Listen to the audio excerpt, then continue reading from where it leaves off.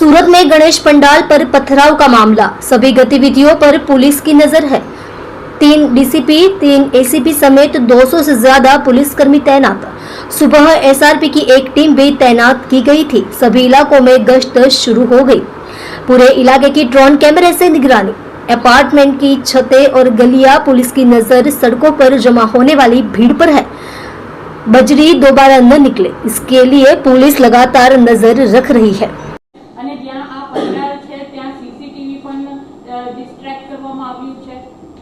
नहीं, ત્યાં CCTV camera બરાબર છે અને આપનેના અંદાજ હતા કે કहीं આ બધા જો પૂરા વિસ્તારમાં કે લોકો ગયા વર્ષોથી જો અમે લોકો શીખ્યા જોઈએ કે જતા જતા જો પથ્થર ફેંકીને જતા રહે પછી એવો થાય કે તો નાના બાળક છે, ભૂલ તો થઈ ગયા છે, ગેરસમજ થઈ ગઈ છે અને સમાધાન કરી લે। લેकिन અમે લોકો આ વખતે એવું નક્કી કરે કે ભાઈ નાના હોય ચાહે મોટા, એક વ્યક્તિ અગર કરે તો જરૂર એના પાછળ કોઈ ને કોઈ, અગર આ પોતે નથી સમજી શકતા કે આ શું કરી રહ્યા છે, ધાર્મિક ભાવના કોઈને ભડકાવી રહ્યા છે, તો એના અમે આ રીતે જો જુનાઇલ જસ્ટિસ એક્ટ પ્રમાણે એવો ટ્રીટ કરીએ અને નામદાર કોર્ટને વિથ એવિડન્સ આપીએ।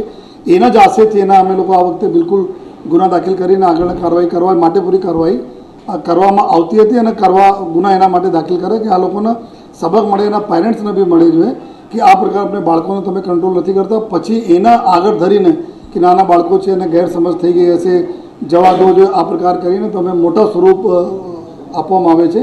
તો આ બિલકુલ બી અમે લોકો એમાં ટોલરેટ નહીં કરી છે। છ જેટલા હતા। એક આટો ડ્રાઈવર હતા, મોટો તો, બાકી 6 જુવેનાઇલ હતા। 12-13 વર્ષના છે બધા। આ બધા અત્યારે જો ચૂંકી એના કસ્ટડી વગેરે નહીં રાખી શકાય નાના બાળકોને, અત્યારે પૂછપરછ ટીમ કરી રહી છે। પૂરો ડિટેલ આજે हम સાંજે આપણી સાથે શેર કરીએ છીએ।